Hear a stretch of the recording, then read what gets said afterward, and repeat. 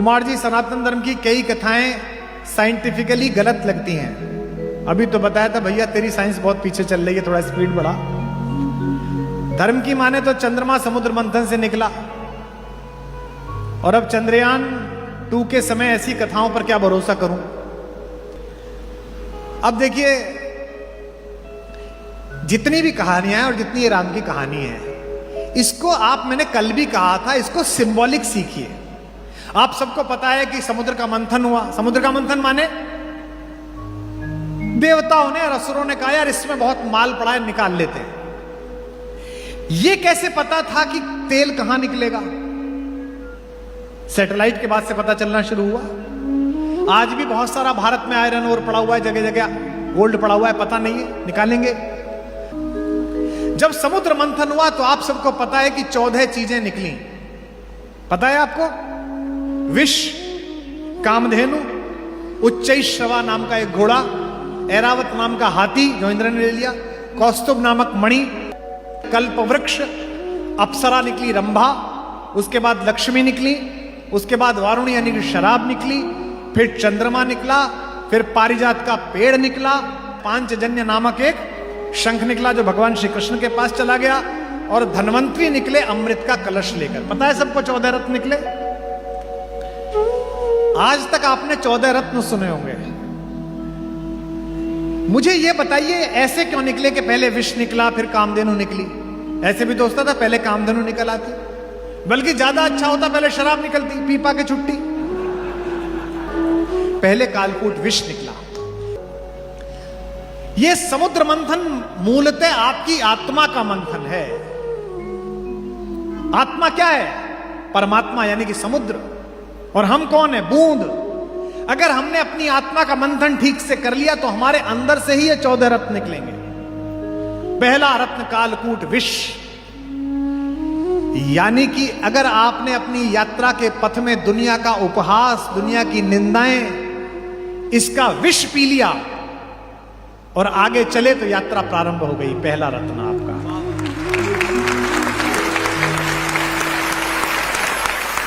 अपयश बहुत परेशान करता है, निंदा बहुत दुखी करती है, और अब सोशल मीडिया के जमाने में तो निंदा और प्रशंसा दोनों बहुत तेजी से फैलती हैं। मेरे को अभ्यास है कि मैं कई बार खुद लिखता हूं, फेसबुक पे कोई लिखना होता है। बंबई जा रहा था, मैंने कुछ लिखा, मेरी आदत है, जो मुझे फॉलो करते हैं वो देखते हैं, मैं लिखने के बाद 3-4 बिंदी लगाता हूं, वाक्य समाप्त नहीं करता, यानी कि कहता हूं आगे बढ़ेगी बात। तो मैंने 5 बिंदी लगाई और उसी मैटर को कॉपी करना चाहा कि इसी मैटर को इंस्टा पे लगा दूंगा। वो गलती क्या हो गई, कॉपी की जगह कट दब गया और कट करके मैंने वो पोस्ट कर दिया। उसी समय वो बच्ची बोली कि सर मोबाइल बंद कर लीजिए, तो मैं चेक भी नहीं कर पाया। अब हालत यह कि 5 बिंदी लगी हुई हैं और पोस्ट हो गई। आपको आश्चर्य होगा, मैं बंबई उतरा तो मैं 10 मिनट तक हंसता रहा। नीचे 2700 कमेंट। यही तो विद्वान आदमी की पहचान है। हा हा हा। कुमार जी मन जीत लिया। क्या पंचतत्व की व्याख्या करी है आप? एक कह रहा नहीं पंचतत्व की नहीं, इससे तो ऊपर उठ गए, ये 5 ज्ञानेंद्रियों के बारे में बात की जा रही है। ये कालकूट विष है अपमान का, यह जगत की निंदा का विष है। अगर आपने इसे जीत लिया, पहला रत्न, अगला रत्न जो आ रहा है उसे भी आप देखेंगे। अगर आपने इसे जीत लिया तो आपको क्या मिलेगा? कामधेनु, यानी कि आपको प्रतिभा की कामधेनु प्राप्त होगी। जब चाहा प्रतिभा का दूध निकाला और जगत को पिला दिया, तब आपको प्राप्त होगी। तीसरी चीज क्या हो गई? अब आपको प्रतिभा भी मिल गई। तीसरी चीज निकली समुद्र मंथन से, उच्चैश्रवा नाम का घोड़ा, यानी कि आपने जगत की निंदा से भी खुद को बचा लिया कि लोग क्या कहेंगे, और आपने प्रतिभा को भी साध लिया कामधेनु के रूप में कि 24 घंटे मेहनत आप कर सकते हैं। तो फिर आपके संकल्पों को ऐसी गति मिलेगी जैसी उच्चैश्रवा नामक पंख जड़े हुए घोड़े के माध्यम से मिलती है। और अगर आपने संकल्पों को गति ले ली तो चौथी चीज क्या निकली थी?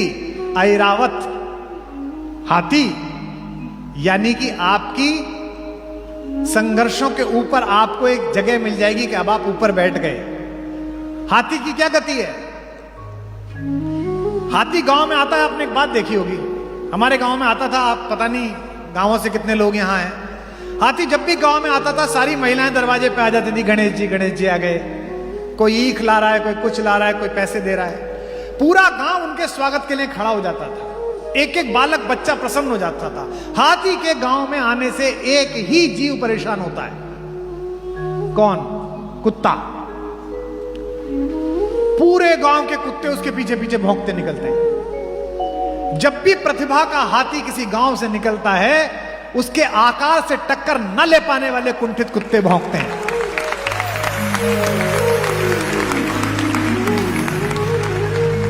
और आश्चर्यजनक बात देखो, ये कुत्ते आगे नहीं भौंकते, ये पीछे भौंकते हैं। इन्हें पता है कि आगे अगर आ गए तो यहीं से उस लोक जाओगे जहां की कामना है।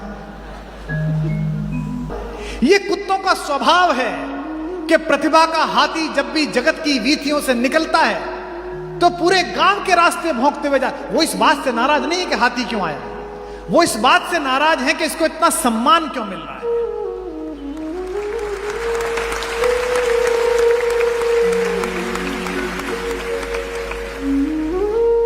हमको तो लात पड़ती है, जिस दरवाजे जाओ दूर मार डंडा।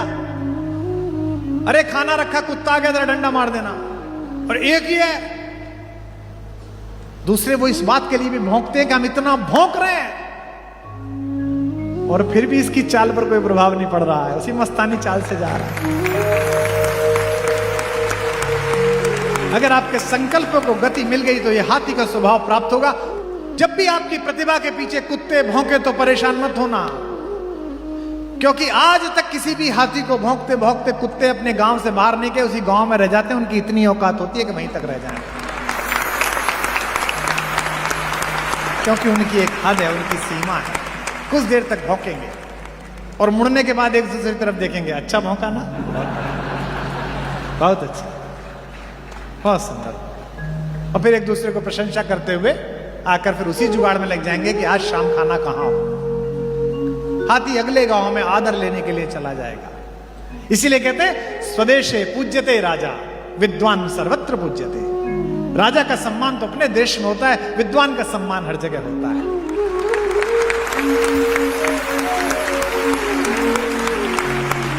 अगर आपने संकल्पों को गति ली तो ऐरावत हाथी की भांति आपकी यात्रा शुरू हो जाएगी।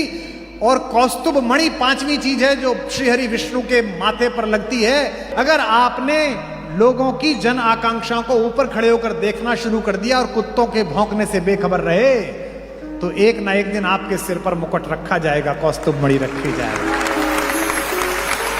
एक के बाद एक क्यों निकल रही है, आगे पीछे क्यों नहीं निकल? इसलिए निकल रहे क्योंकि इसका प्रतीक शास्त्र है। और अगर आपको कौस्तुभ मणि मिल गई, अगर आपने जनता की इच्छाओं को स्वीकार कर लिया, जनता ने आपको सम्मान स्नेह देना शुरू कर दिया, तो फिर आपका जीवन क्या निकला इसके बाद? छठे नंबर पर कल्प वृक्ष। आपका जीवन कल्प वृक्ष जैसा हो जाएगा। आपको कुछ मांगना सोचना नहीं पड़ेगा, आप अच्छा संकल्प सोचोगे और सारे साधन सामने उपस्थित हो जाएंगे, काम अपने आप होता चला जाएगा। जिन लोगों को भी मेरे प्रति शंका ये रहती है कि कैसे बनेगा भारत कुलम, मैं कहता हूं यात्रा चल रही है, अपने आप बनेगा। मुझे नहीं पता कहां से बनेगा, बन जाएगा। लेकिन जब ये सब हो जाता है तो इसके बाद फिर परीक्षा प्रारंभ होती है। सातवीं चीज निकलती है, अप्सरा, रंभा। रंभा कौन है? रंभा वासना है। अब आपको वासना खींचना प्रारंभ करेगी। वासना यानी कि जितना मुझे चाहिए उससे ज्यादा, यानी कि सबका मेरे पास हो। रावण तत्व, सबका मैं खींच लूं, सब चीज मेरे पास हो। और अगर आप इससे बाहर निकल आए तो फिर आपको देवी लक्ष्मी अर्थात धन और सामर्थ्य की उपलब्धि होगी। लक्ष्मी के आते ही आसुरी प्रवृत्ति, अपप्रवृत्ति ज्यादा सबसे पहले आएगी, यानी कि शराब वारुणी सबसे पहले आएगी। दौलत का नशा सबसे पहले आएगा। मैंने कल सुनाया था ना, जो खानदानी रईस हैं वो मिजाज रखते हैं नर्म अपना, तुम्हारा लहजा बता रहा है तुम्हारी दौलत नई नई है। अगर लक्ष्मी ज्यादा आ गई तो फिर असुर प्रवृत्ति आएगी। और अगर इस पर कब्जा कर लिया तो वारुणी के बाद क्या निकला 10वें नंबर पर? चंद्रमा। यानी कि व्यवहार में शीतलता आ जाएगी। मैंने ऐसे बहुत लोगों को देखा है जिनके पास अपरिमित धन है, अपरिमित धन, हिसाब नहीं है, लेकिन ऐसी बालकों जैसी शीतलता है उनके अंदर। और अगर शीतलता आ गई तो इसके बाद क्या निकलेगा? प्राजक्ता, पारिजात, यानी कि आपके कर्मों की खुशबू सब तरफ फैलनी शुरू हो जाएगी।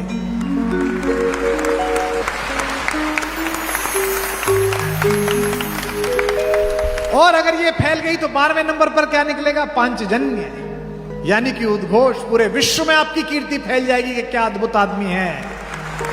और इसके बाद निकलेंगे धन्वंतरी, अमृत को लेकर, यानी कि एक समय ऐसा आएगा कि आप अपनी इच्छाओं से ऊपर उठ जाएंगे और आपकी आत्मा में, आपके शरीर में, आपकी जिह्वा में, आपके धन में ऐसा अमृत तत्व होगा कि जो दुखी आपके दरवाजे पे आए, आपके पास आए, उसका उपचार हो जाए, उसका जीवन सफल हो जाए।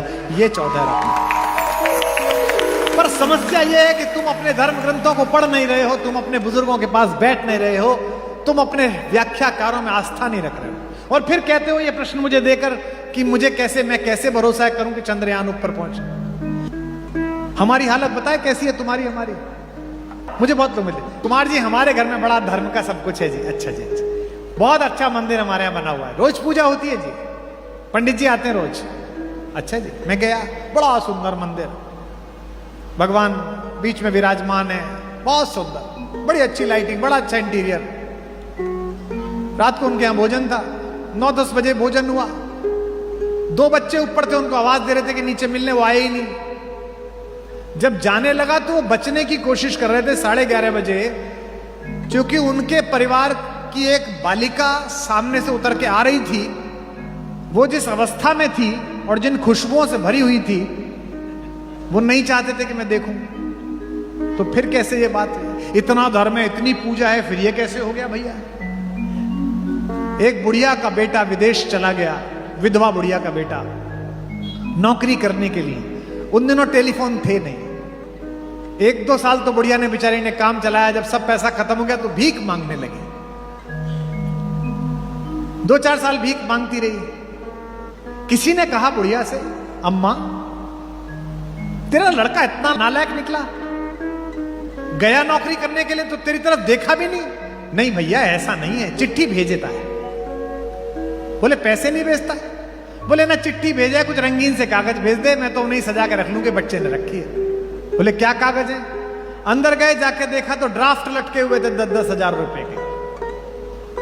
भीख मांग रही थी, लेकिन ड्राफ्ट होता है ये पता ही नहीं था कि इसी से धन निकलता है। इस देश के सनातनियों, तुम्हारे घर में करोड़ों के ड्राफ्ट रखे हुए हैं धर्म ग्रंथों के रूप में, और तुम भीख मांग रहे हो।